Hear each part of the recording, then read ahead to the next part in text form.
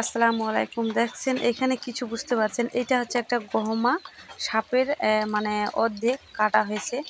তো সাপটা হচ্ছে মানে পাত্তি কাটতে গেছে আমার ভাই আমাদের বাড়ির পাশে, বাবার বাড়ির পাশে আমাদের ভাইয়ের বাগানে। তো পাত্তি কাটতে গেছে, দেখেন ওইখানে মানে না দেখে এরা সাপটা কেটে মানে জালের ভিতরে ঢুকে গেছে। তো এত ভয়ানক, এটাও একটা গহমা সাপ ছিল, এদের মানে প্রাণটা বেঁচে গেছে কোনো রকম করে। তো দেখছেন সাপটা অনেক ভয়ানক আর অনেক বড় সাপ।